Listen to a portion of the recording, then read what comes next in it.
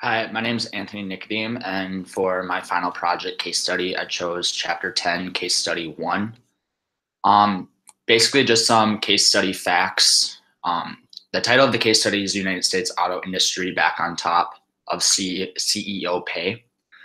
So basically, during the financial crisis in 2008, many um, top paying executives were stifled their wages or reduced or withheld.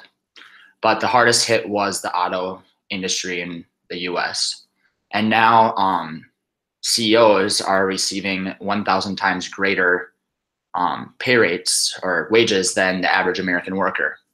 And in this case study, the CEO of Ford, that's who we looked at, he received a pay package of 56.5 million when the employees of Ford were facing cuts to their pay. So it kind of draws the line where like how can it be justified when your employees are getting pay cuts but your CEO and top executives are making the same amount of money, if not more? And just some of the questions and issues that arose from the case are: is it reasonable for a boss to receive such a large pay, 1,000 times greater than the average worker? And are CEOs worth the large pay packages they are receiving? Or should corporate executives only receive pay packages to a certain percent of the hourly worker?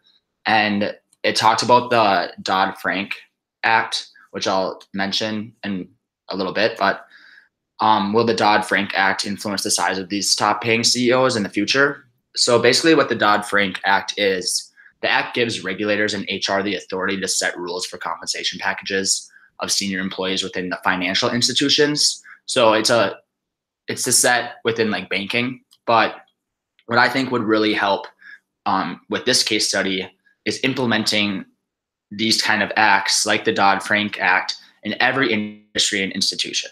Because yeah, financial is a huge capital gain, but every industry has these top paying executives that need to have regulators on them through HR for pay. And then how this pay issue I think could be resolved. So I interviewed Deb Pribno, who is a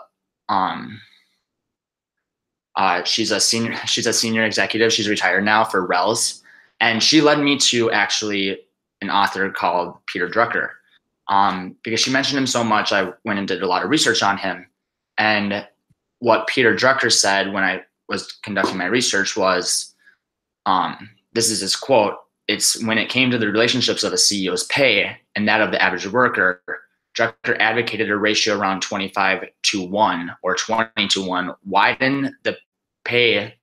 So widen the pay, the gap much beyond that," he said, "and it takes it difficult to foster the kind of teamwork and trust that businesses need to succeed," which I definitely agree with. If you have such a wide range of pay, it's not like mid-level and top executives aren't going to have that bond and that trust and that inclusion within your company. So I think that's one really great way to get this pay issue resolved, is to take it down, because right now the ratio today is 260-1, and that's ridiculous. So what HR needs to do is implement pay ranges that are met, and put regulations on these top paying executives. And why I believe the 25-1 or 20-1 ratio would work, because it creates a company dynamic that allows for inclusion of all employees to work together. And that's one huge thing from what I learned in this class, is to have a successful company, you need to have inclusion and work together at all fields of management.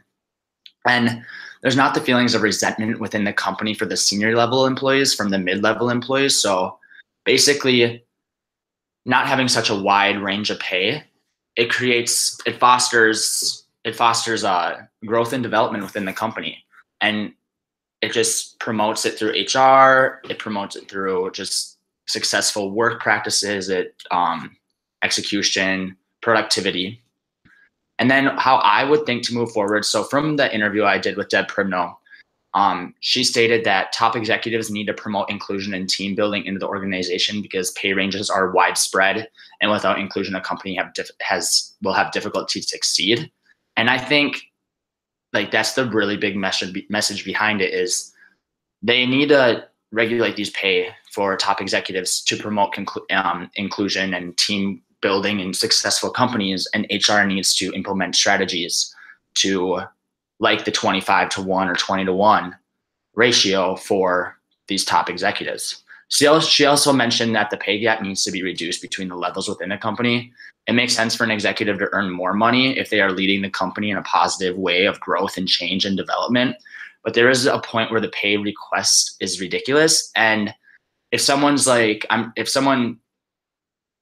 wants a pay package of 20 million, but you can find the same person to do it for, say, $1 million, sometimes someone's ego is inflated to a point where they seem irreplaceable. I'm sorry. And they're not irreplaceable. They can be replaced. And if they're not going to promote that inclusion and diversity within the company, then you can find someone else to do the job for less money, most likely. So basically what I got out of this case study was that the pay scale is such a driving factor of a company's success and inclusion and team building and working together. And that all revolves around human resources, HR. And with strong HR implementing pay strategies like the 25-1 and 20-1, I think that this pay scale issue can be really minimized, and it can actually help promote inclusion and diversity and team building within a company.